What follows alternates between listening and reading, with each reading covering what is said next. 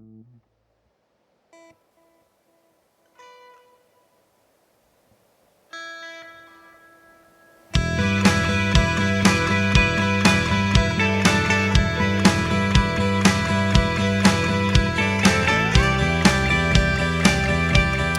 everyone, welcome back to Two Nobodies. I'm Rupesh Patel.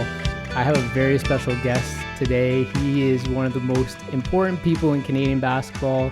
He might not think so because I know he's a humble guy, but he is. He truly is. Jesse Tipping. Jesse, welcome to Two Nobodies. Appreciate your time today. I'm really looking forward to our chat today. Oh, it's a pleasure, Pesh. I'm so happy to be here talking to you. It's been too long. It has been too long.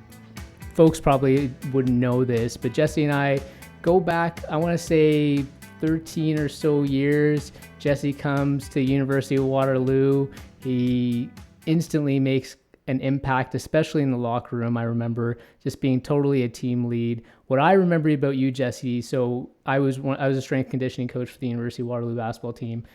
Jesse comes in, you picked my brain all the time, and all I remember is your commitment to excellence. Like we'd be doing a plank or something, and you'd just say, "Hey, Pesh, am I doing this right? How's my form on this?" Or like we've been doing a deadlift. How do I push this a little bit differently? What do I need to do?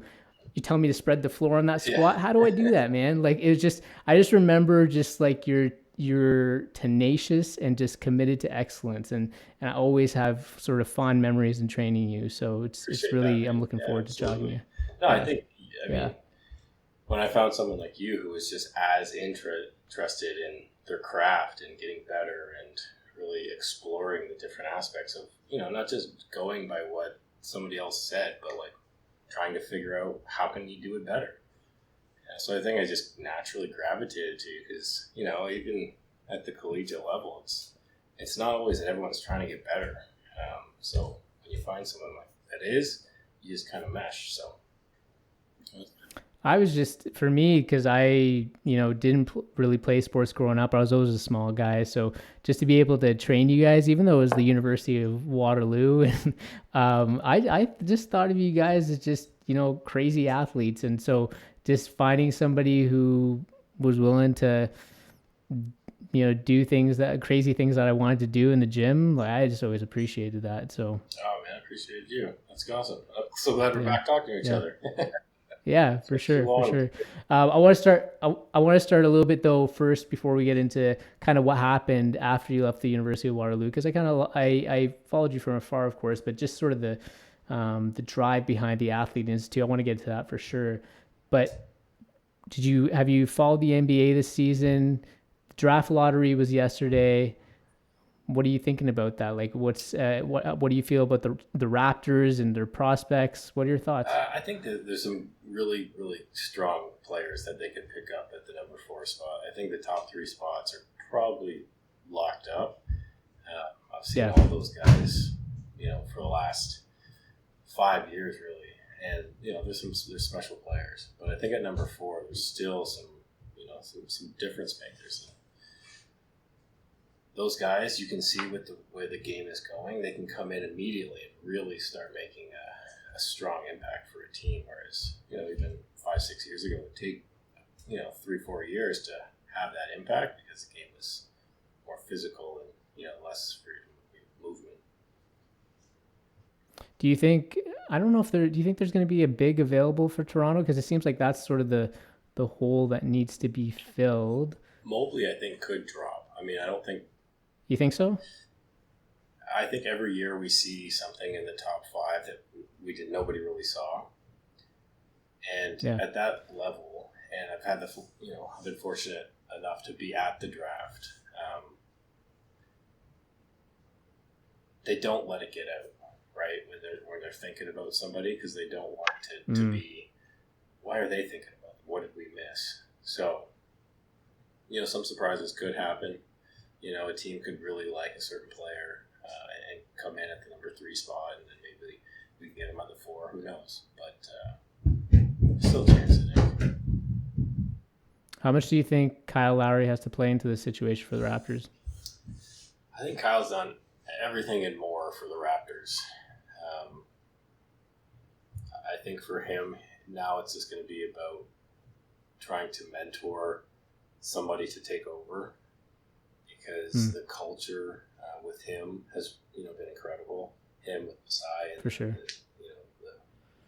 The solid front. So I think now for Kyle, it's obviously he's got game left. Don't get me wrong, but like, can he transition the next leader so that they don't have this dip period of this guy didn't work, sort of thing.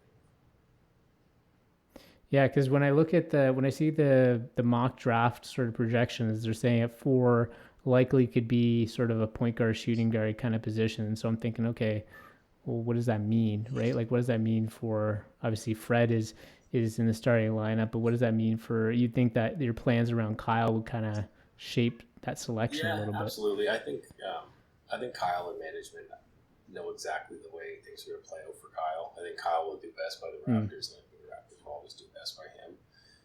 So I think if you look at a guy like Jalen Suggs, who the Raptors could get at number 4, he's incredible. Like, and can Fred play with another point guard? Yeah, they've proven that they can play with 2 point guards. Yeah, that's true. Yeah. So passing up on the Suggs because it might put pressure on Kyle, I think he's smarter than that. Yeah, it's gonna be interesting to see where the Raptors go.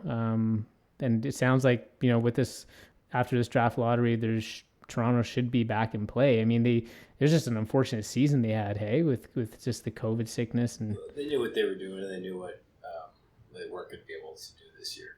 Yeah. So from the very start, they were playing, their players that they needed to develop. They were hoping, to get in there wherever they did, and obviously they didn't. But for them, I think Toronto's now a much more desirable free agent location, so they don't have to be as scared about that they can't get a free agent. It makes it easier for them to draft very quality players, so that they can start building a team and then pick up a free agent. I'm sure they've got some guys that they know are coming up in 22, 23. So I think because of their championship, it takes the pressure off of the draft for Toronto, because before that, people just didn't want to sign in free agency to go to Toronto. You think that time's over with? I think so. Like the time where people sort of had some doubts about Toronto, you think that's done with? Yeah, absolutely. I think there's still, I see it still, but I think there's still a stigma of like, I don't want to go to Canada. I'd rather go to Minnesota. But like most of the basketball players in that, they love coming to Toronto. Toronto's been like one of the favorite cities by all the the roster players that I've talked to in the NBA as a place to visit. Excuse me. So I think that gap of where Toronto couldn't pick up a free agent is a lot over, but not fully. Do you think the border thing and like customs is kind of overblown? Because like I heard, forget which podcast it was. It was one of the NBA players who was doing a podcast. Might have been like Steven Jackson and Matt Barnes, who did their podcast or whatever. And they were talking to somebody about just sort of traveling to Canada and how just the customs is actually like players find it annoying. And I never really thought about that, but they're saying just it can get kind of tiring to go through it all the time. I've heard it too, but like a lot of American basketball players, there's no reason to leave the States. So they're not used to it. We have that issue in high school right now, trying to get U.S. teams to come up and play us. They all want to. So they all want to come up. They request to come up. But then they realize that they got to get all their players' passports. And they're like, oh, we can't do that. Like, because most of the people don't have a passport. So even until they get to the NBA, a lot of them, they'll most likely get a passport because the NBA makes them now. But they're not used to the process. I think anything, other than stop to stop, get off and get out is annoying for them, but that's a pretty soft excuse. I'm sure they're treated well. Yeah, that's what. I was just wondering your perspective on that, because that was my feel on that too. I was gonna say, are you able to move a little bit forward for your mic? That's possible. I think that's great. Do you feel like Kyle Lowry, sort of the greatest Raptor of all time? Where's your feeling on that one? Absolutely. Yeah. No question for you. No question at all. I mean, he brought us a championship. There's no way we're getting that without him. Yeah. Even the players who were on it, it was a great team. But if you didn't have that glue of that leader who was willing to live, die on the floor the way Kyle does, like, they're not getting the buy-in. Like, you don't win that with, you take out Kyle and even have Kawhi, you're still not winning it. Like, to me, that he's that glue, and I think for sure he's the greatest Raptor. I mean, Vince wanted to leave, Bosch wanted to leave. They lose all their credibility right there with me. So Kyle's had the chance to leave. Okay, so you're not a Vince hater, though, right? No, love the guy. He's why we play basketball in Canada.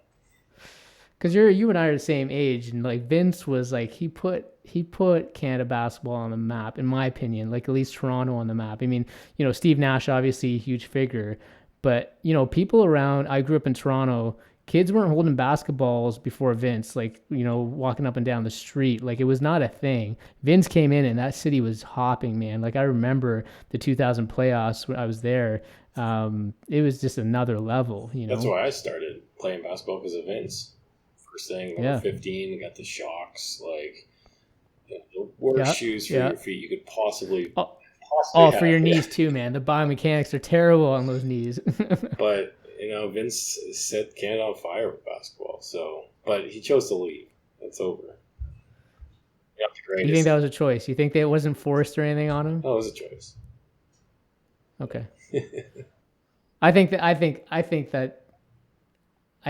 they, I think he made some plays to try to get some marquee players, and they didn't really listen to him. And I'm sure egos are in play and stuff like that, and that builds up to it. But no, he just wanted to leave.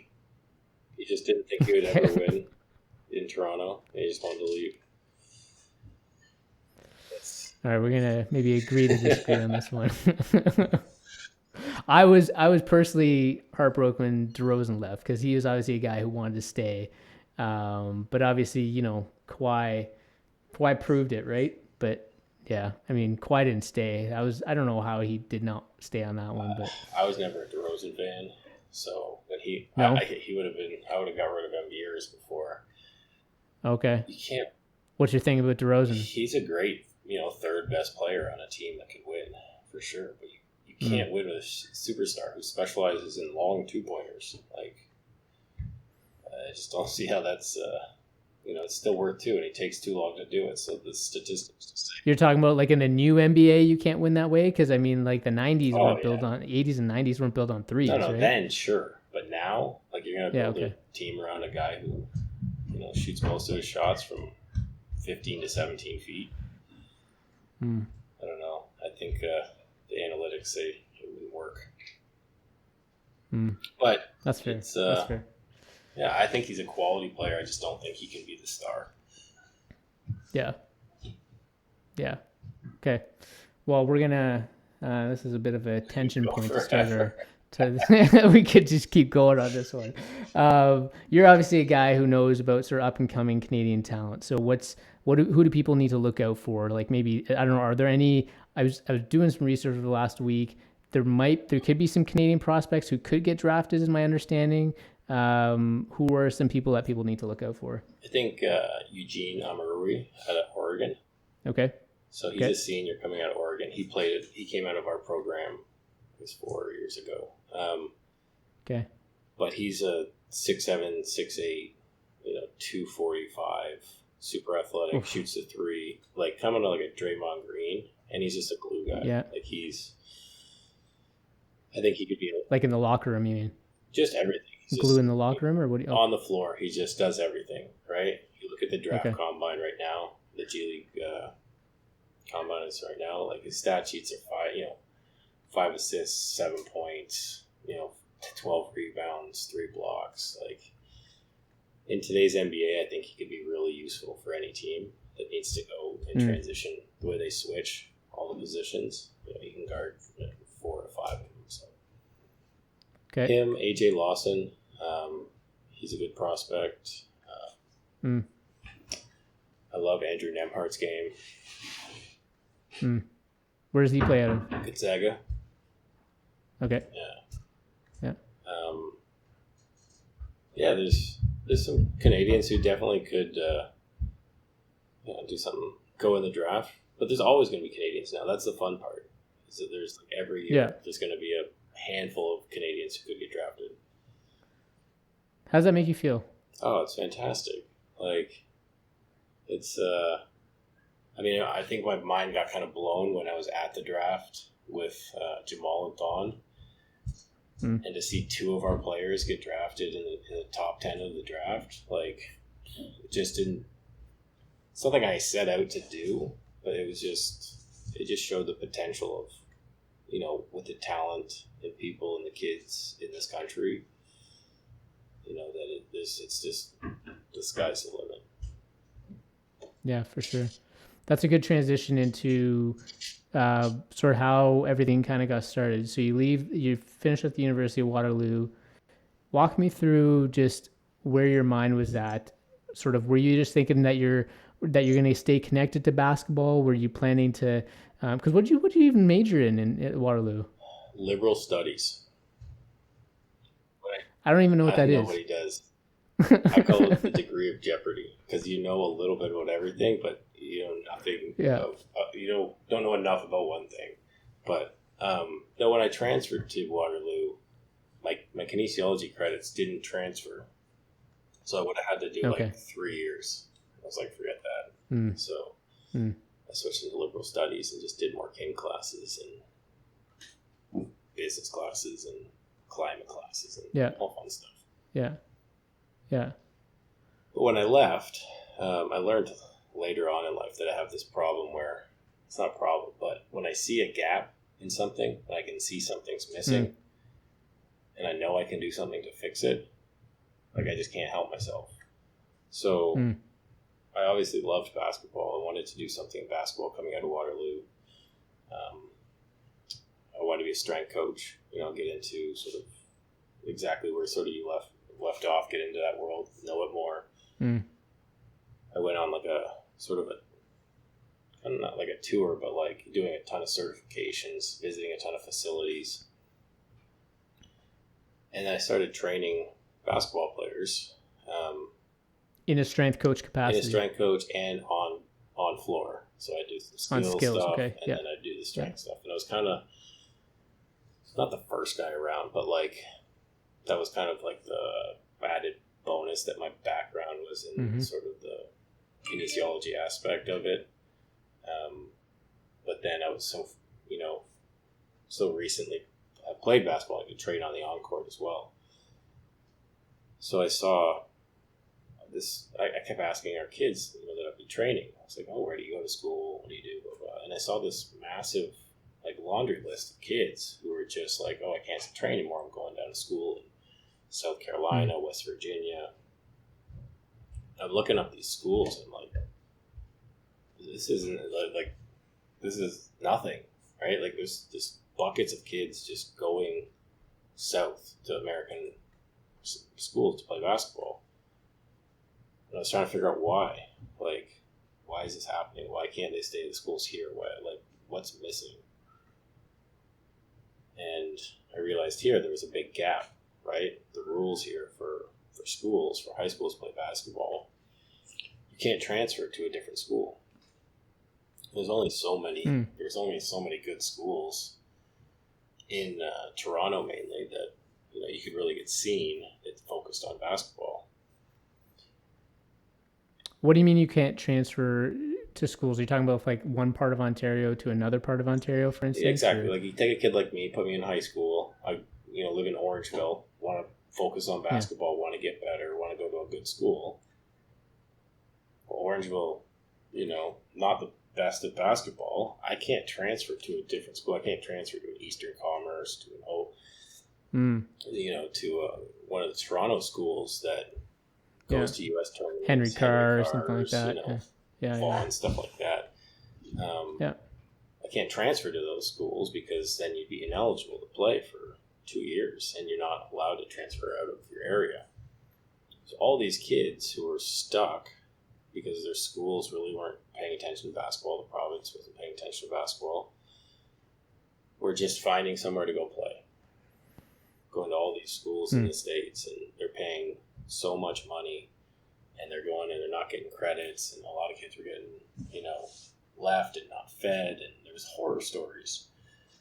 And it's like, if these kids are going to like go through hell and high water, literally just to play basketball and try to get seen, there's got to be a way I could fix this, or at least something I could do.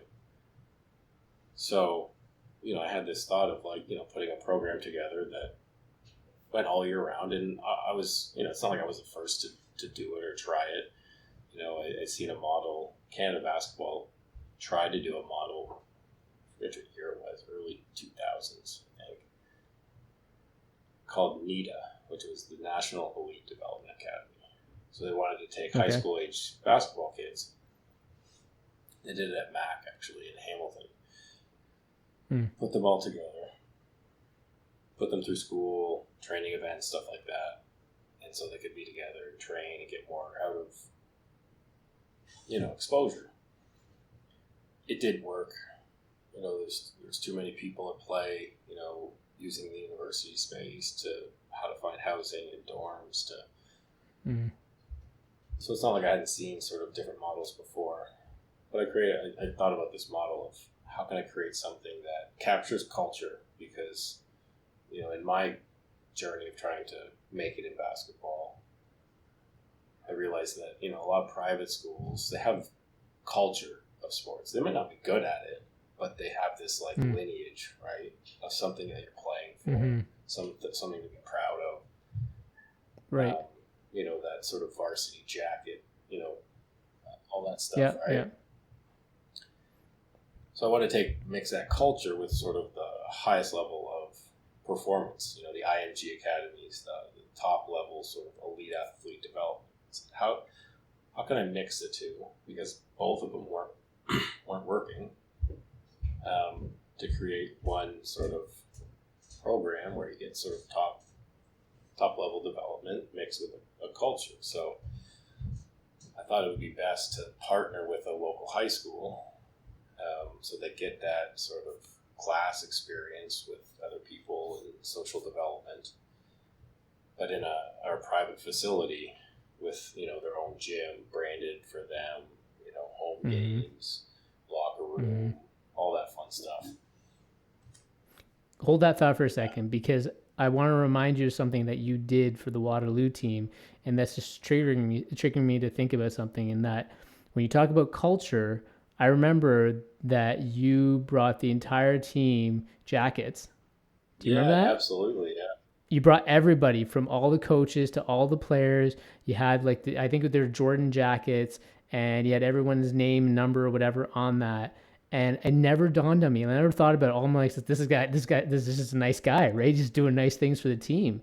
But look at that, man. Like, you're thinking about the culture piece. I'm assuming that's what you're going for, right? Is that we kind of need our own team identity. Yeah, okay, that's cool. Yeah. And I had a wild journey trying to make it in basketball, right? Went to 3 universities, 3 high schools, so 6 schools, just trying to find a pathway for basketball.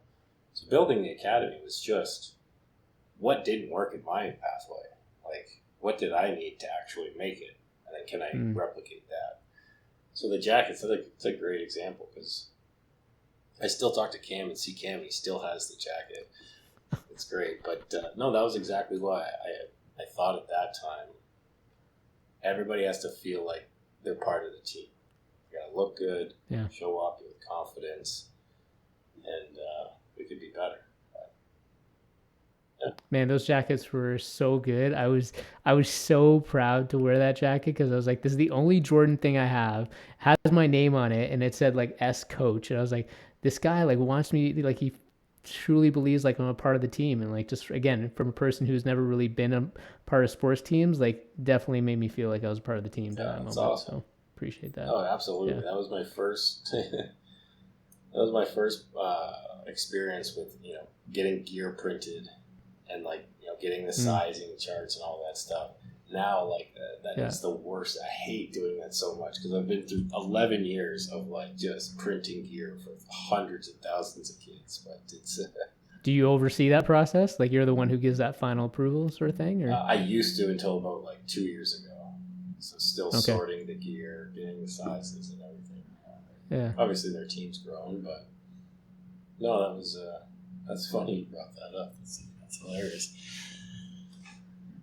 There's little things though, like I never know if athletes recognize these things, but there's little things that, like, I remember us as a training staff would do, like us and the therapist, and that's like we'd make sure the jerseys are up and like make sure like your little cubes are like, you know, dressed appropriately or whatever, and it was all like done before the game, so you guys would come in and be like, damn, this is my locker room, right? Like this is where I sit, and just the extra bit of pride kind of goes in there.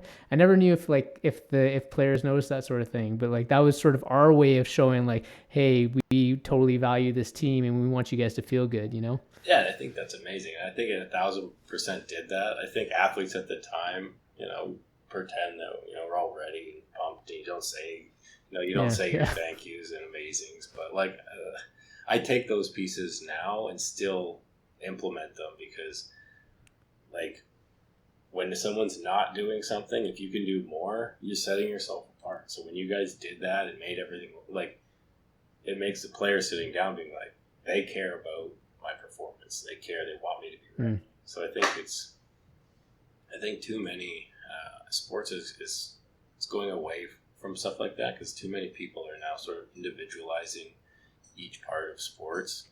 You know, you take all these individuals and you can get them to play together better, but this guy does it this way, this guy, you know, warms up this way, this guy does this. You know, I miss the days of team shoes and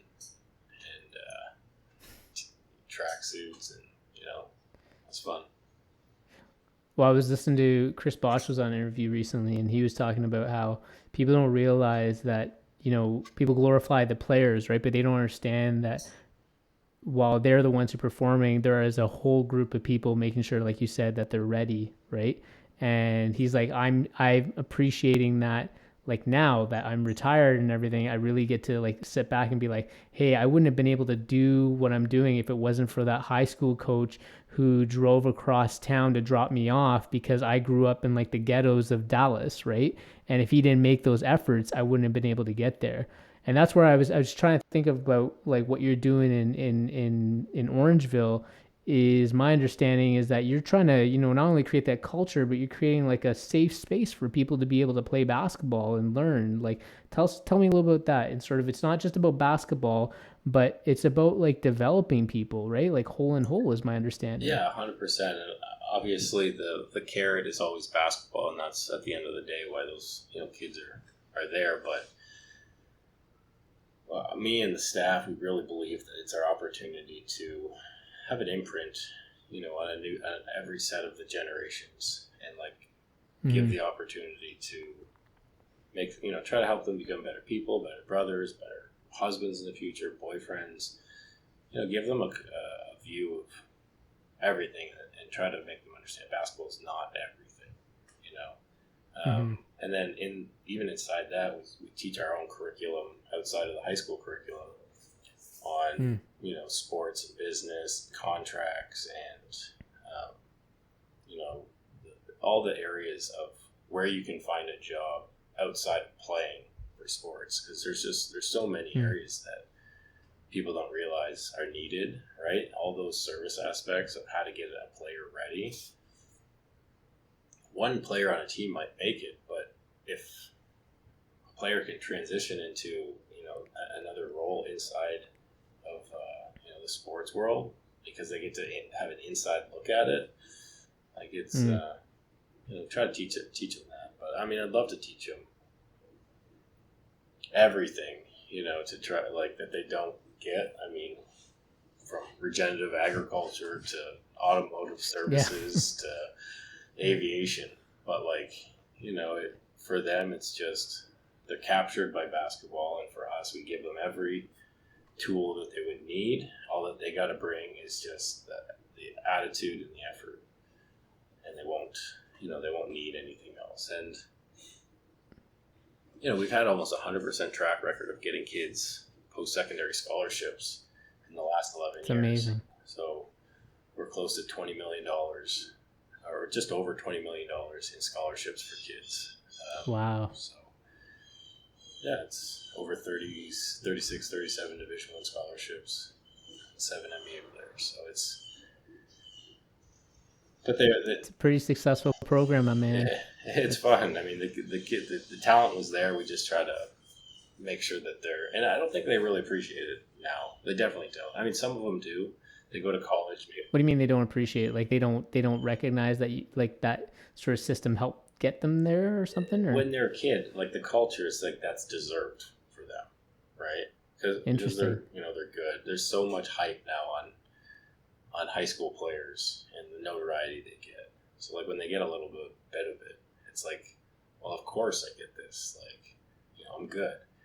But then some of those kids, now that we're sort of years into it, they come back from, call it a mid-major Division I program where they, average some minutes here and there. They weren't a star player, but they, weren't on the bench the whole time. And they come back and they say, I should have paid more attention when I was here. Like, my other school didn't have as good as a strength coach, as good as facilities, as good as, trainers. Like, he's just like, I was a better Division I program here. And I always thought that as soon as I get to Division I, it's going to be bigger and better. But there's only so many programs that are that big, right? Yeah, for sure. Did Orangeville secondary, like the high school, did it exist before you guys got started? Like when created Orangeville Prep, or and then tell me about that. I actually don't understand that part. Our partnerships with Orangeville District Secondary School, which is a public secondary school that's been around since 1880s or 1890s. Like okay. It's been a minute. But I went to them early on and just explained to them what I wanted to do, and if they wanted to, see this mission through, and I'd always do whatever I can to support them as well. And if they needed something, or if they needed, or having issues with anybody. So we started a partnership, and I think that's why it's really worked, rather than just they're in our program, but go to that school. Because that's a lot of programs have tried that, and it just crashes and burns because the school gets frustrated with kids outside of their district and why they're there. So it's been a great relationship with Orangeville District. Does Orangeville District have its own basketball team, or Orangeville Prep is the basketball team for Orangeville District? No, Orangeville District has its own basketball team. Okay. So we're like its prep team, and then it has its varsity team. But like we play out of our own facility, right? Right. So they go to school there, 9 to 3, like a regular student. Yeah. And we work closely with the guidance department and the teachers. We do teachers' nights for our games, and we try to keep them as included with the part of the school as we can. Mm-hmm. Yeah, so it sounds like it's just, like you said, that really sort of strong partnership that has made it work. Yeah. Yeah, they'll... Okay. I was going to say that, they'll understand, like when we go ahead of time and say, hey, we're going to be traveling, to the U.S. these 5 consecutive weekends. And we've got a test here. Can we move it up to here? Can we, as long as we work with them, they're just like, I don't understand. Yeah, you're learning the same stuff, so take the test at a different time. Yeah. Getting into now the development of the Athlete Institute. So, if I remember correctly, that was a family gym, wasn't it, to start? Yeah, my parents opened like a recreational complex in year 2000. Okay. And my dad opened it because there was a teacher strike in, I think, 98 that kind of shut down. I remember that. Shut down sports. Sort of, worked a rule and stuff like that. So, like, they canceled sports and arts. And I think the next year was a janitorial strike, which cut down facilities because janitors control the school's facilities. So it's basically a whole period of like, one, there's no sports to play, and that's around the time when I really was getting into basketball, and my sister as well, and two, we can't even get into a gym if we wanted to. And back then, there was really no private gyms. It was just, high schools, elementary schools. So the janitors controlled whether people played basketball. So my dad said, screw this. Like, I'm going to build a gym so that kids can always have a safe place to come play. They always need to be able to play, so I'm just going to build it. And he built it and opened in 2000. And for 10 years, it operated as a community center.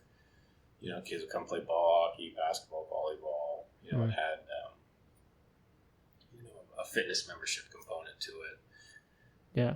There was a tennis bubble and stuff like that for Dom. So it was a community fitness center, and its purpose was because kids always need a place to play. And it shouldn't be left up to governments to decide whether or not they should play, which didn't age well for them at this point. Yeah.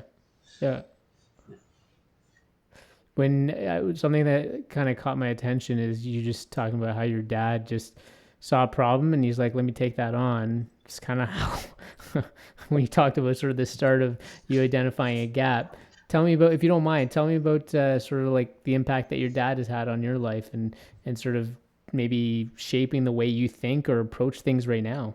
Because Kyle and I talk a lot about fatherhood. We talk about sort of how we raise our kids. We've talked about our dads. So fatherhood is sort of a kind of an ingrained part of our podcast. And so whenever there's an opportunity to talk about those sort of things, we'd love to sort of dive in with folks. So. Absolutely. That's my number one job now. So, no, my dad was always a guy who, he didn't care if he was going against the grain in his decision making. He was just, nope, this is what I'm doing. And he could have been wrong, could have been right. He didn't care. He was just, got a mission in his head and he needed to do it. It took us around the world. I went to 18 different schools in 13 years. What? Yeah. Lived in, 5, 6, England, Hawaii, Florida, New Zealand. So for me, seeing that constantly, gives you the confidence to take chances, stand up for something, not worry if someone's, doesn't have your back or whatever it is. It's, you learn to stand on your 2 feet and live by your decisions. He wasn't always the greatest with following through, but he was great at that initial, getting started. Starter. Whereas where I came in was, I can't stop but take things through. I love to start things, but when I start something, I have to finish it. So it's not like, when I came out of college, I thought, what do I want to do with the rest of my life? I thought, high school basketball. No, it was just at that time, I had started something, got down a pathway of, training basketball players in this academy, and I'll see it through to a finish, and it's become a juggernaut now, and it's doing the same thing for soccer. Our soccer academy is, we've got... You're doing soccer now, too? We've got 4 or 5 national team players at the U16 level. 1 national team player. I had no idea. For Nigeria. So Athlete Institute Football Club is our soccer academy, so it's been fun. But the follow through, did you notice, was that something you're like, I've noticed my dad sort of, this is maybe where a gap is, and I'm just going to be more conscious about it? Have you ever thought about that? Oh, every day, right? Because you always get compared to your father, and it's just he never took it through the finish line, and it just, it's like, well, now I have to, I have to win, Well, you don't have to. There are a lot of people who don't, right? There are a lot of people who just sort of maybe take that, or maybe sort of even go for, even regress. I think it's an active choice that you made to be like, okay, here's something that I think my dad has been really great at starting things. I've learned a ton, but I think I can take it to the next level. Like, I think that requires a lot of energy and focus and determination to do that. Like, I think you need to, Yeah, I you can think cut yourself some slack. Like, I mean, you really took it upon yourself to do that, I no, and think. absolutely. But I'm a big believer in things happen for a reason, and there's a purpose. And to Mm, me, he started. He put the initial shovel in the ground. Who knows if I would have done that, right? So the purpose started. It's all part of a bigger purpose. So his decision of starting that, my part of my purpose might be to continue it on. So it's all happening for a reason, as I kind of feel it. But I think absolutely, I choose to continue on. It's a fantastic journey to try to accomplish. It's been a wild ride, and to see the little things that I've been able to build grow into these sort of big entities, on national TV and stuff like that. It's fun. it's amazing. When you think about when you say everything sort of there's a purpose, are you one of those people who thinks life is sort of predetermined and there's a clear pathway in there for you and everything is kind of organized and set in its way, or do you think like there's things just happen randomly and we attract things? I'd say I'm in the middle. Like, I think that all actions have consequences, right? Good, bad. They could ripple for generations. And I think those decisions, some decisions that people make before us, they ripple, and we don't know how long the ripple's going to go for, and we don't know even if it's happening. But I think some of the decisions of what I've seen my dad make in sort of starting this journey and where I'm taking it on and stuff like that. I just think that is probably a ripple from something he saw in his childhood that he needed to do, and then it goes on. And I think our decisions are not predetermined, but I think our actions set the pathway.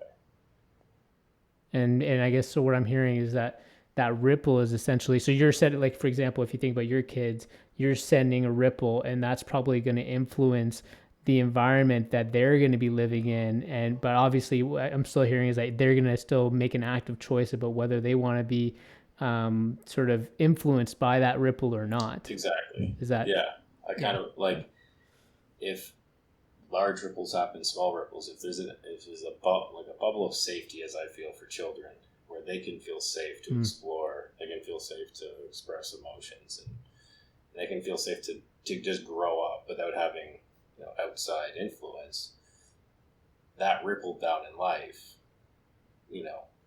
hopefully will be a positive ripple and not a negative, because For sure. whether it's our education system, which is completely broken and messing with people's learning abilities, like I just think that these ripples either end up positive or negative. Yeah.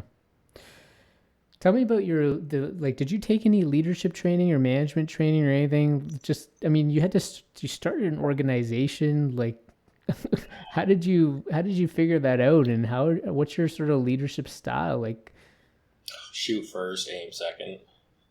yeah. Okay. I've always been someone who's had a tremendous amount of confidence, and that's because my bubble has always been allowed to explore, try to, Yeah. and I've seen things around the world, so I can see the other perspective of what's happening other places. So I think that just breeds so much confidence into a kid, and so when they stop being a kid and they have to start making their grown-up decisions, or transitional decisions when they're getting from sort of that 20s age, you take those big shots, right? And I'm fortunate enough to come from a family that I can, you get the luxury of to take a big shot and fail if that happens. So I think for me it was just,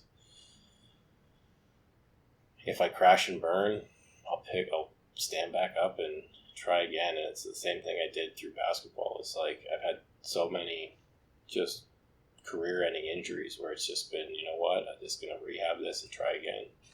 Do you think there's sort of too much structure these days that's limiting that creative, safe space that you're speaking of? In education, like structure, it could be structure. The structure be in basketball. It could be in the schooling system. Do you think we're limiting ourselves in any way? Is that becoming more and more prevalent? I think, where sports are getting so individualized, as I said before, but kids are picking a sport so early on. They're not playing a lot of sports, not playing a bunch of sports when they grow up. And it's even becoming more in that, is where it's like they're taking out the arts, they're taking out the creative aspect of it.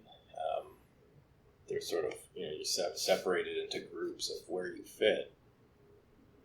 And I think it's a recipe for disaster, because, again, somebody's only, real confidence comes from being able to try lots of things, fail lots of things, see other people do it, and keep trying.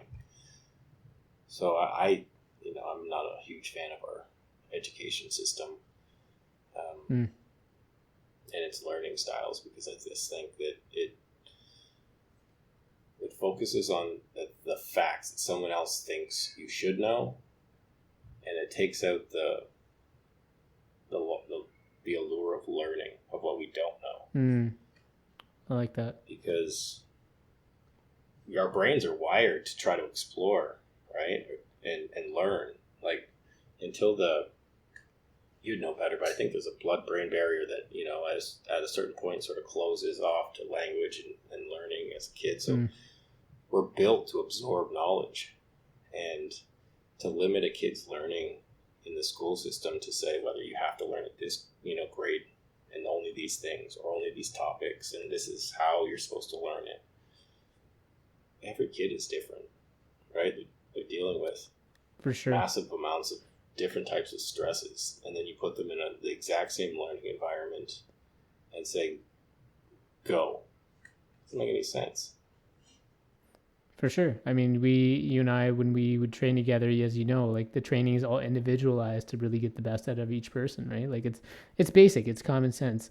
Gretzky said something really interesting. I don't know if you've heard them say this, but he said that he finds the game of hockey's become too structured. Like while they're producing better athletes and just really high performers, and these people have great skills, he feels like the game has lost its creativity. He said back in the day, like, you'd pick up a puck and you just kind of, as we've seen with all those, childhood footages of him picking up the puck and just figuring out his way and skating. And he's like, that's where my creativity came from. Right. And I'm sure that applies to so many other things, right? And you think about like sort of where like our economy is going, and we're getting, we're depending more on machines to do a lot of the work. Where are we going to be able to have a job? It's going to be in places probably where we have to like express creativity. I agree with you. It's a big concern of mine too. Yeah. Right. Like, again, there's getting a job. Yes. So, you can live, but like, I feel like the basics of just how do you live, right? How do you grow your own food? How do you, how do you build a house? Like, these are things that like, I think we're so cherished early on, but now we're so reliant. I mean, you can 3D print a house if you want to. So like, why would I need to build it? But again, you shut off that valve of accessibility. What are you going to do? Well, we saw that with COVID, right? Like with all the supply chains being knocked out and everyone's being dependent on China for everything.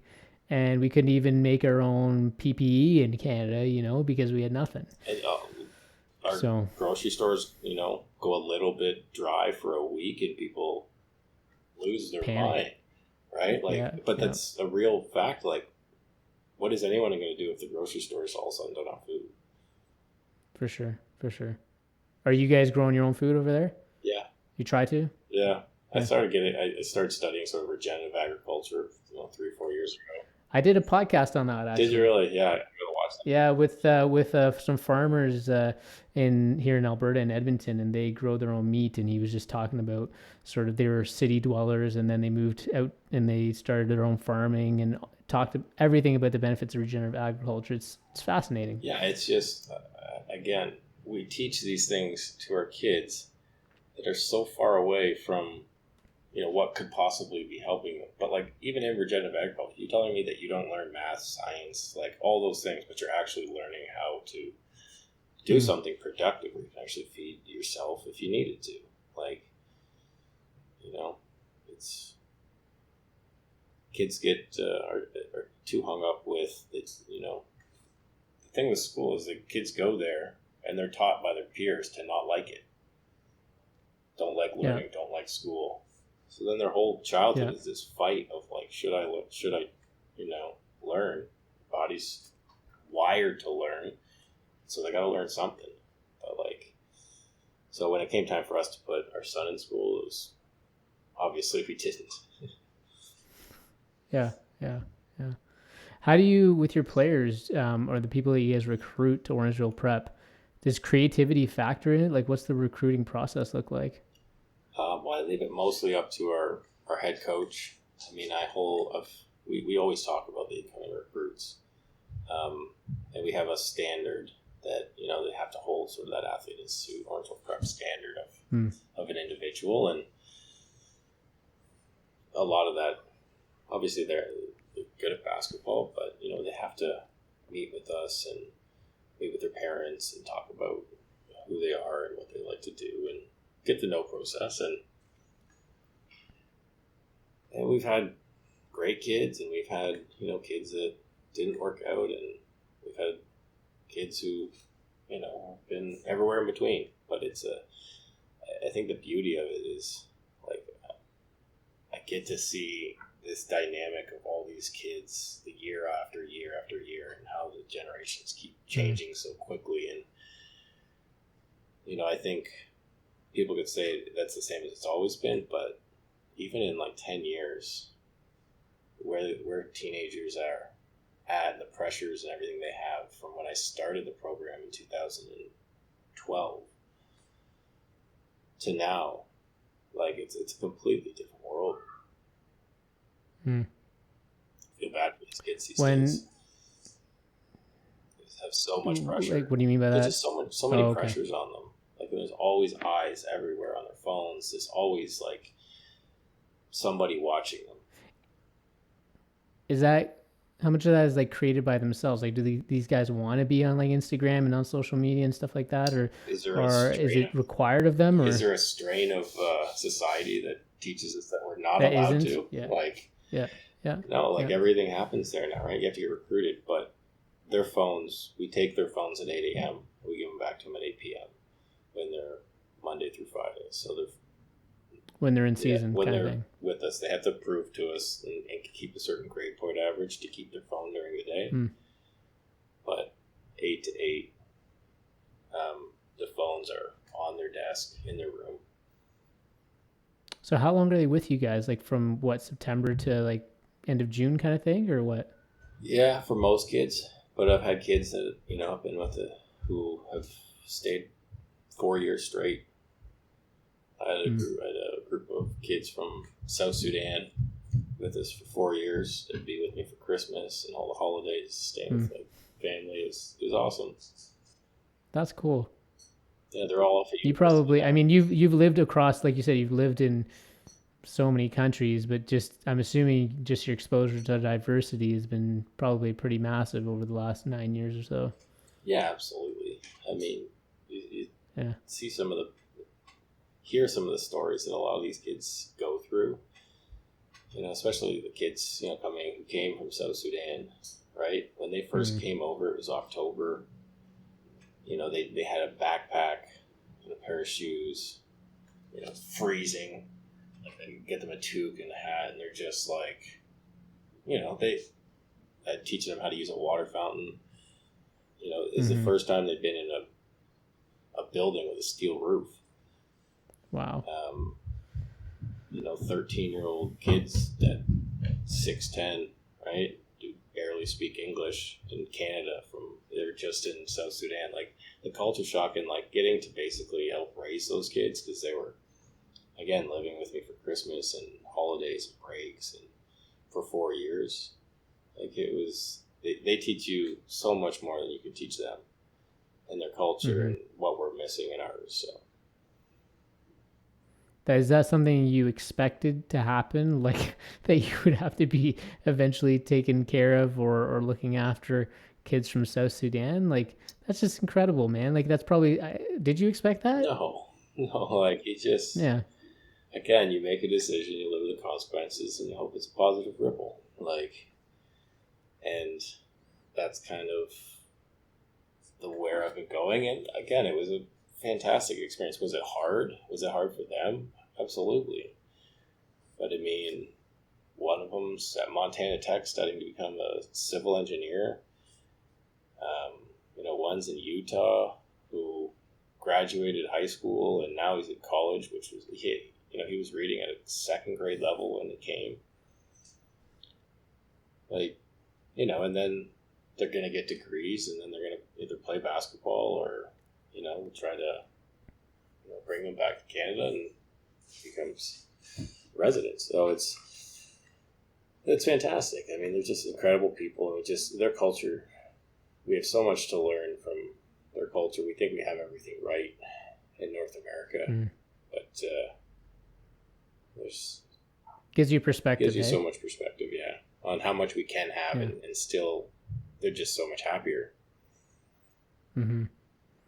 And it's incredible because I'm assuming you're probably thinking you're not doing much, but it probably means the world to them, literally, right? Well, yeah. I mean, everybody always thinks their actions don't mean anything, right? But as someone's always watching, someone's always affected by it. But with them, I kind of got, and my wife's been pivotal in this whole, this whole building of Athlete Institute and how to deal with these young kids, because I run every decision by her, and she's just like, you better be ready to help raise these kids, because you have a responsibility. These kids are 13 years old. You're going to have them, you have to raise them, you have to teach them how to become a man, like an adoptive parent. Man. Like the program as a whole. But like if it's my program and I'm gonna commit to them, like you've got to help them into manhood. It's like, geez, when you put it that way, like that's a lot. Yeah. Do you have any supports for yourself? Any who? Like in terms of just social supports, or like just so that you can function, right? Because I'm assuming sometimes it's probably stressful for you, right? Like how are you getting through these things? Oh, my family's great. Like my wife is fantastic. Yeah. Kids are great. I mean, my brother and sisters are partners in the business too. Okay. So I'm the one who run it, but they've got as big a heart. They want to help. We started this thing to help the pathway of kids achieve their dreams, right? That's the goal. It wasn't to have NBA players. It was like, how can we use a facility that we have access to and impact people who are at that point traveling down the U.S. and getting in bad situations, give them a positive outlet because we know that they need to be somewhere, and help them succeed. And so as long as we just keep that in focus, we're accomplishing our goals. Everybody's always asking, like, oh, we should open the second one in a different city and expand. It's like we've tried to go to 50. We've had 50 players at the most inside our full-time academy, and we brought it down to one team instead of 3 because I was finding that we can't have as much positive impact on 50 players than we can have on 15. So I'd rather really select 15 and give them that much more than sort of dilute over 50, because you're not just you're getting a product, but I really hope to be a positive impact on these kids. Well, it's in just the way you spoke of, it's not just about basketball, right? It's about building these young boys into men. And so doing it, if you can't do it right across 50, I mean, it's probably not worth doing. Like that's, man, I'm just incredibly proud of you, because just the vision that you and your family has had, and just that the why that you spoke of wanting to build people's dreams. Like, I think that to me is such an attractive feature about, I didn't know that, like that. I assumed that it was, just purely about basketball, but when you speak about it at just that high level, that's just so attractive, because it's like your why is so much bigger than basketball. Like, people can really buy onto that, right? It's that saying of, people don't buy what you do, they buy why you're doing it. And like, yeah, incredibly proud of you, man, because that's just who, like, there's not many people who think like that. So good for you. It's been challenging. It's not like there's been a roadmap, that's for sure. And there's been a lot of people who don't want to see me succeed, which is unfortunate. So it's, oh, is that right? yeah, Canada's an interesting environment for new businesses sometimes, and new products and new thoughts, because until it gets validated in the US, then people don't take it seriously. So it's like, oh, like it is what it is in your backyard of Canada. But until you're on, ESPN, until you're being talked about in American media, then it's like, oh, then they accept you. And it's always been that way, even with basketball players. If you're good in Canada, well, unless the Americans say you're good, then you're not good. And it's unfortunate, but it's been a fun road. I mean, I was just saying I had to create an ecosystem for the academy, because when you create a new basketball academy, you don't exactly have people to play. Yeah. Right. It's not like there's other teams or stuff you can play in. So we were having to travel to the U.S. every weekend to try to get games, flying across the country all the time. And so this isn't sustainable. So I had to create a league, right? I had to create a league so that I could cut down on the travel, get more playing. So I created a league called the OSBA, the Ontario Scholastic Basketball Association. And in that, we started about 6 years ago, and that grew to now, I think before COVID hit, more than 60% of the Division I scholarships the Canadians were getting were coming out of that league. Okay. So there's 16 teams, men's and women's, across Ontario. So if you're a regular school, if you're a private school, if you're a prep school, you can decide not to play in your respective leagues and join this league, and all the top teams get to play each other, and then the schools can recruit. So we solved that issue of the kids being able to not transfer, because it was like, if I can't take any more than 15 kids, how's that helping everybody? So I thought if I developed a league where other schools can recruit players and kids can transfer there, and they have a elevated service level, then I can go from 15 to 150 a year. And so that took off really well, because obviously there was a demand of players wanting to get into that league. And now it's, I think, NCAA scouts call it top 3 league in North America now of talent. But then I needed something else for the top players to try to achieve, because we were losing recruits to the U.S. because they wanted to become All-Americans. They wanted that top level status. Like be a part of, like, would it be like AAU or something like that, or?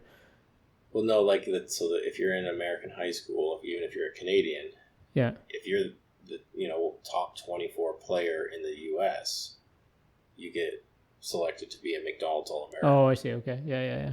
So there's 24 spots, and so recruits who were Canadian were saying, "Well, I want to become a McDonald's All-American," so they would go to a school in the States.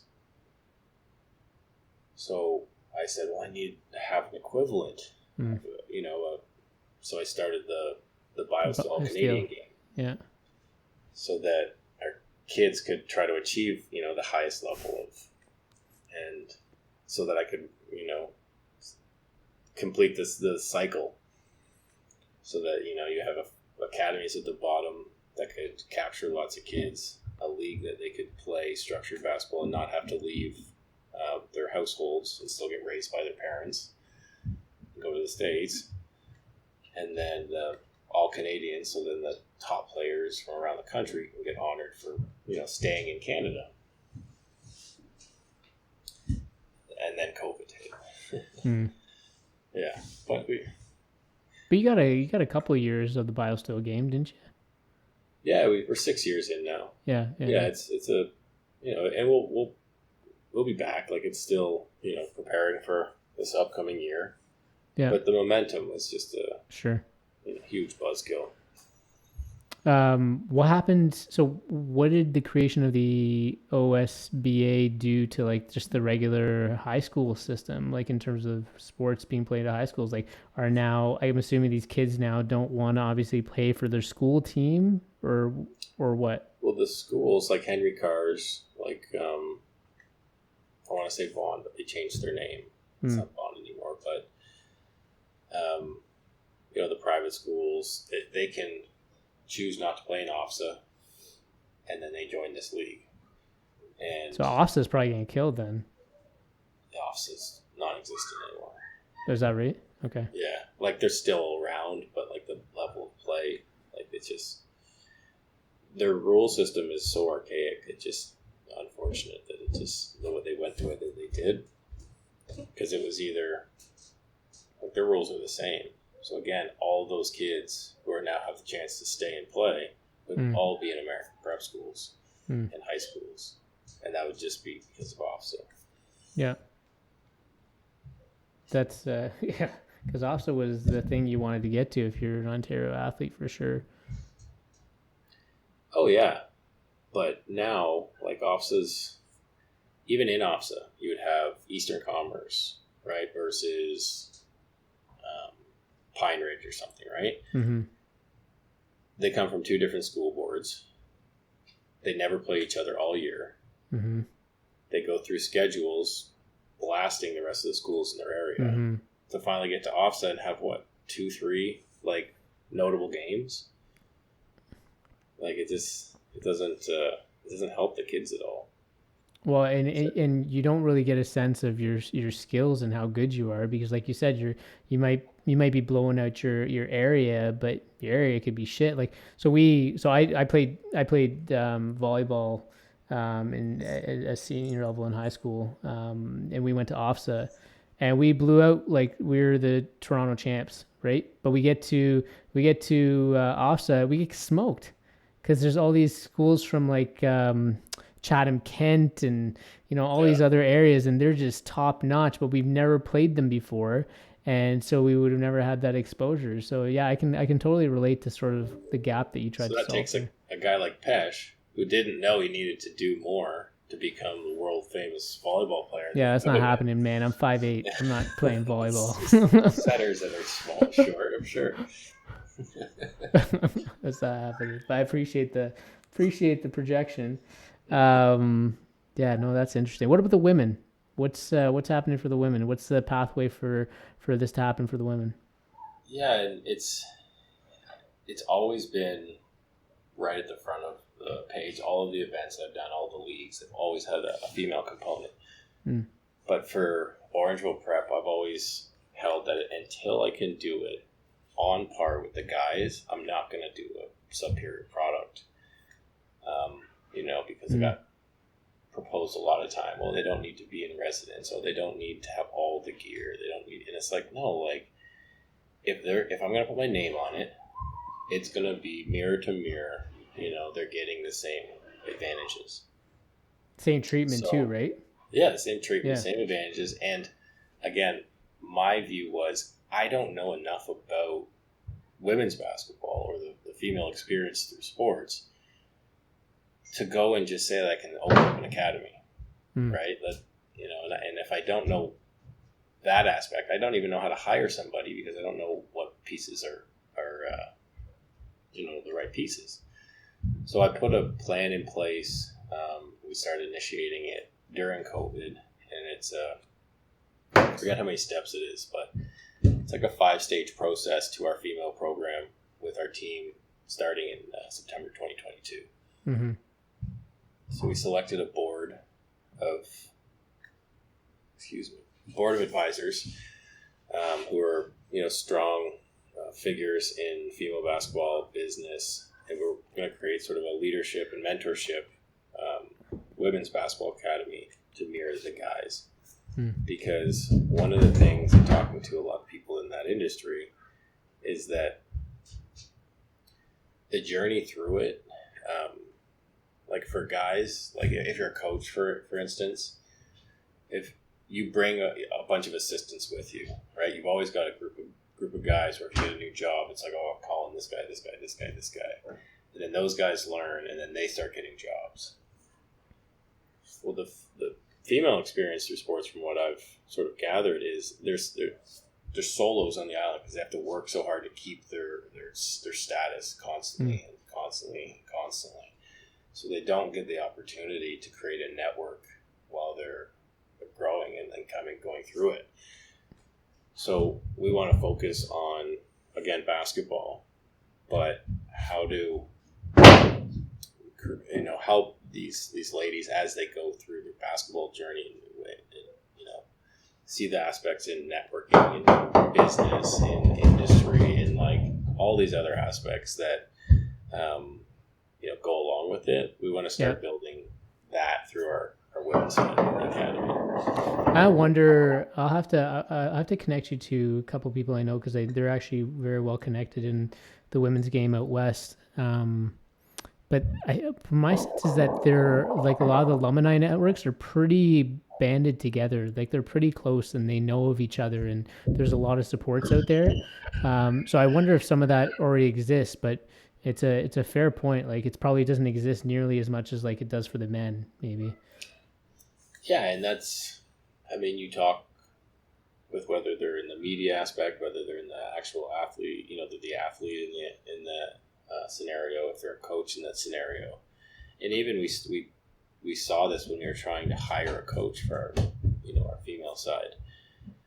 So, we find a coach that we want, say it doesn't work out. We ask them, who do you have that you've been mentoring, or as assistants or somebody? And it's just like, nobody. Like, it's just doing, I'm just doing me.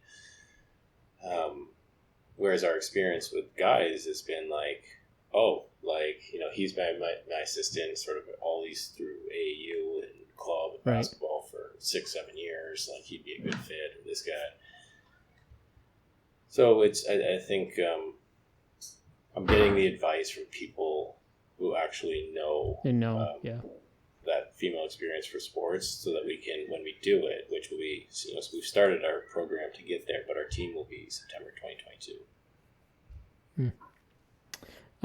Before I kind of get into like my final two questions for you, what do you feel like are still like the sort of opportunities or gaps that remain in Canadian basketball? Like, I suspect you're already thinking about sort of what's sort of the next thing, or how to build this out even further. So like, where do you feel like the opportunities are at? One, get the province, like the country, unified in a championship, right? A high school championship. We don't have that. Again, you think like, oh, really? Like it seems like that would be probably a normal thing to have a high school national championship. We just don't have that. Why is that? Is that just because education is sort of a provincial thing, or?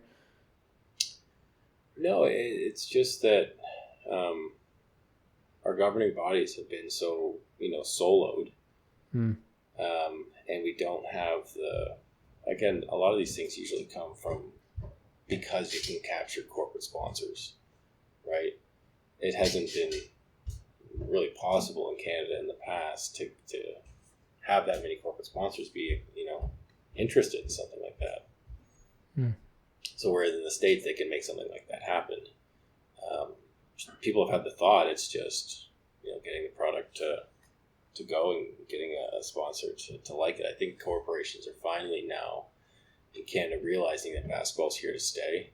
Participation is here to stay. The demographic of who plays basketball is, going to continue to grow. So I think basketball and soccer will be our two biggest sports in 10 years. So essentially, do you think that you have to have like an OSBA for every province kind of thing for sort of a national championship to emerge, or just have the provinces be able to agree to participate? That's been the issue, and right, like even you talk to Basketball BC, Basketball Alberta, stuff like that. Again, the club system and the high school system don't communicate. So there's governance for high school and there's governance for club. High schools have been doing the exact same thing for 70 years, and they haven't changed or stepped outside the system. There's prep schools popping up around Canada all over the place now. Okay. Basketball, all over the place. And, good people really trying to make a go of it, because basketball is being played. There's a demand for it all over the place. And the thing that I think some people don't understand is Canada's immigration policy is going to drive the need for more basketball, because a lot of the countries that are attracted and come to Canada, basketball is a huge part of where they come from. As a global sport. So when they come, it's not like, give me a hockey stick. It's like, I already love basketball. Where do I, learn how do I do this? Where do I play more? Yeah. So the thought of where it's just needed in sort of, the Torontos, Vancouvers, Montreals, I think it's going to change to across Canada, because, people are moving to, the Edmontons and Saskatchewans and Reginas and Winnipegs and stuff like that. So, some great players coming out of Winnipeg, great players coming out of the middle provinces. So, is it a fair analogy to say you kind of need something like the CHL essentially? Because like those guys are they after high school? I can't remember, but I don't know, but the concept of it, yeah. Like, okay. I honestly think that high school basketball, and you see in even the Supreme Court's decision 2 days ago. Yeah. Again, against the NCAA you're talking about? Yeah. College athletes are able to, capture wages and stuff like that for being there. The attention just keeps coming younger. There's already paid high school leagues, right? Overtime Media has got a paid high school basketball league now. In the States? Yeah. Yeah. So, they're offering guys upwards of $150,000, $170,000, $1,000 in high school to play. And you've got also these basketball stars who are in 9th, 10th, 11th, 12th grade because of social media, who have millions of followers. So the attention is just going to, again, people want to see them play because they already have more fans than most of the NBA players. So that's wild. Right? Yeah, so if more people want to see Mikey Williams play in grade 10 and grade 11 because he's got 2.5 million followers on Instagram, than Danny Green.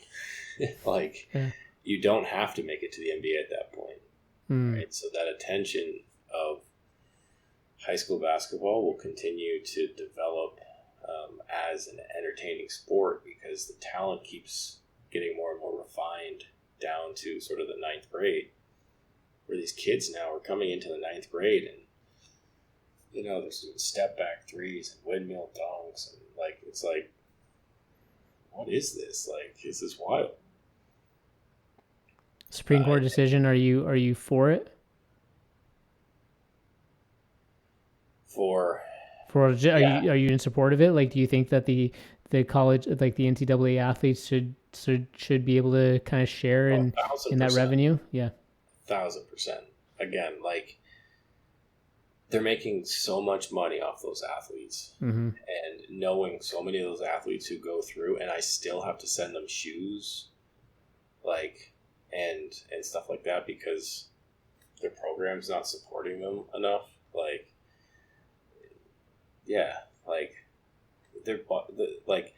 They come out banged up.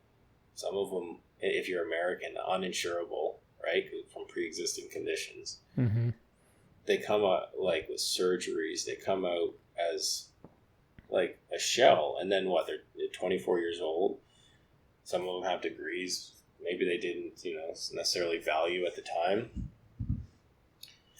and they've been so focused on basketball for so long, and everybody's given them all up to that point.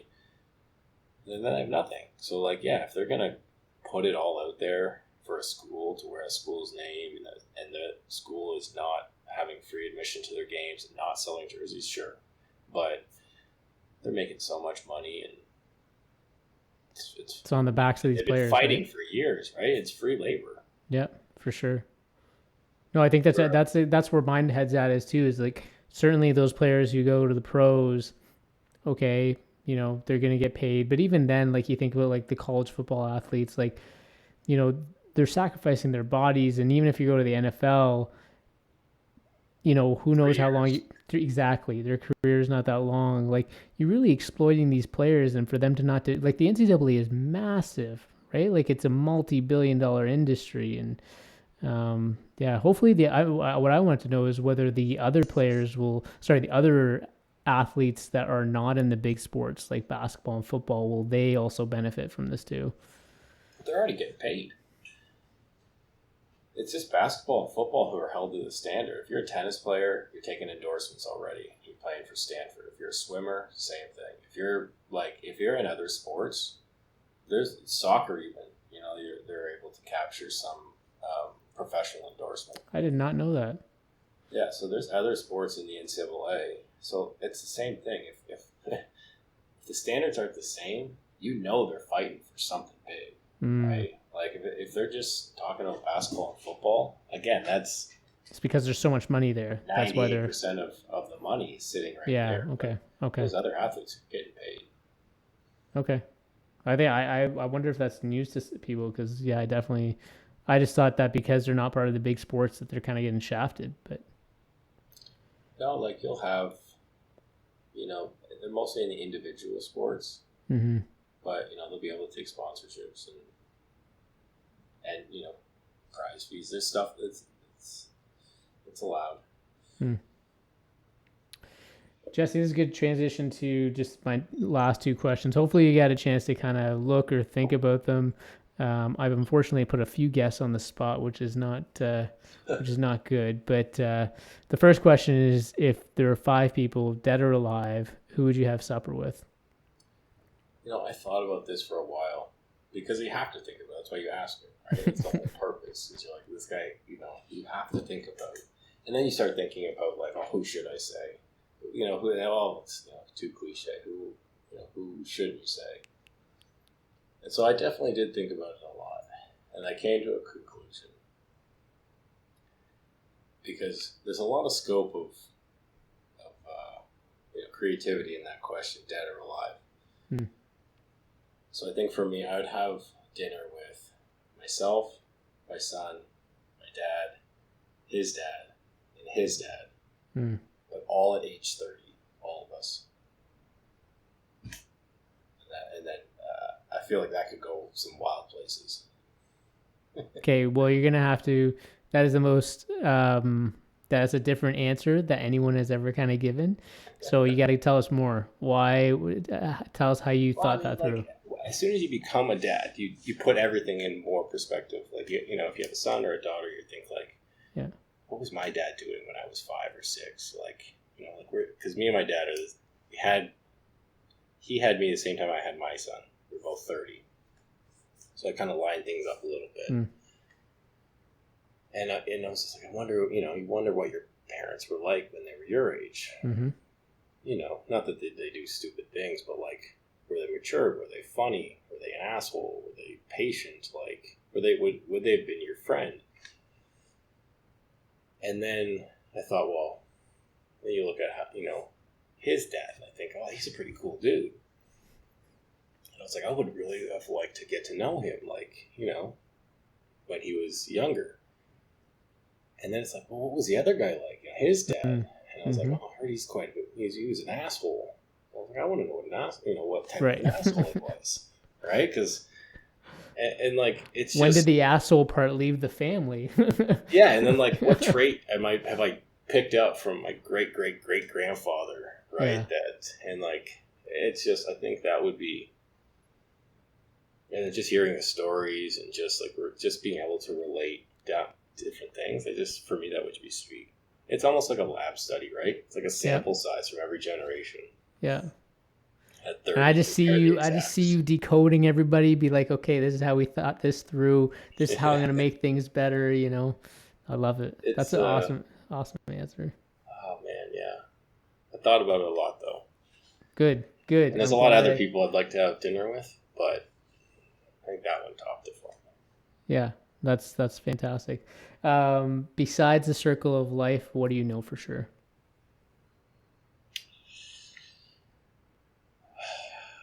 I know that life shouldn't be taken for granted, and that it can just go away just like that. For sure. It's I think everybody's seen that a lot this year, but I think that's one thing that's I think we don't appreciate every day that we have, even just to be born in this country. Mm-hmm.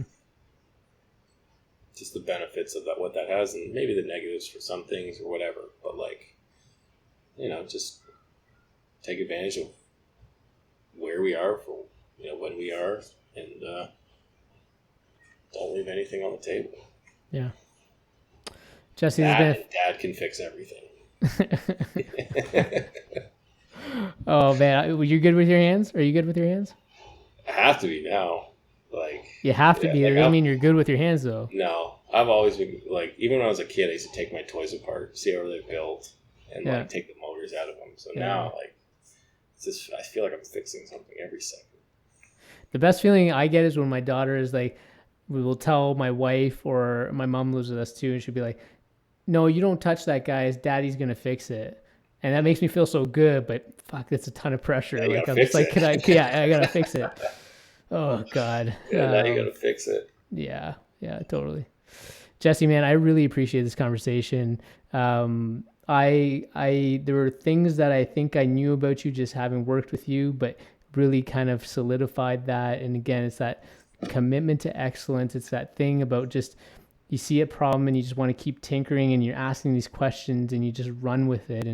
And I saw that firsthand, and it's just really, really cool to see how you're doing that right now with the Athlete Institute, with Orangeville Prep, with Canadian basketball overall. And it's just, I feel a tremendous amount of joy and pride that I know you and that we get to have this conversation. And I also see that I feel like I'm taking away from Super Mario at the background there, the original Super Mario, which is, that's brilliant. Yeah. Are you playing that, or is that your son? Well, I battle because I got that originally when I was 5 years old. First came out, my uncle got it for me, and I never liked video games, so it's like the only console I had, and I stopped playing it, but I kept it safe all the time. And then I got a little older. I was like, wouldn't it be cool if I could give it to my son, or my daughter, and they could go through all the levels for the first time, right? Because you learn cheat codes and all this stuff, and all the levels and the warps and all that stuff. But you remember when they first played it, like, oh, it was a free life right there. So I was like, now I won't play it because I don't want to go ahead of where he's at. Okay. And I want to see him go through the progression of, because we don't really have video games in the house or anything like that. But like Mario Brothers 1 on the original NES, you can play that. Yeah. You still got to blow the dust out of those cartridges? But I am fixing that thing all the time. Like, the last thing I heard is I got to take the thing apart, boil it in water, put it back, like, all the time. Oh, man, that's fantastic. All right, my man. Well, Pash, I really appreciate this. I love being on. You guys are doing great stuff with this podcast. Thank you. Keep it up. I mean, just being able to talk to people and see different sides of things is just the beauty of being human. So I appreciate what you guys are doing, and anytime I can come back, I would love to come back and we can talk about anything under the sun. Appreciate that love, man. Yeah, no, this is fantastic. I'm going to post all of links to the Athlete Institute, anything that's related around Jesse on the show notes. And hopefully you guys check this out. This is, if anything you want to know about Canadian basketball, this is the episode. This is the guy. So appreciate your time, man. And let's not wait 10 years for us to connect. We gotta do that. We gotta do that early for sure. So thanks, man. Appreciate it. Okay, take care.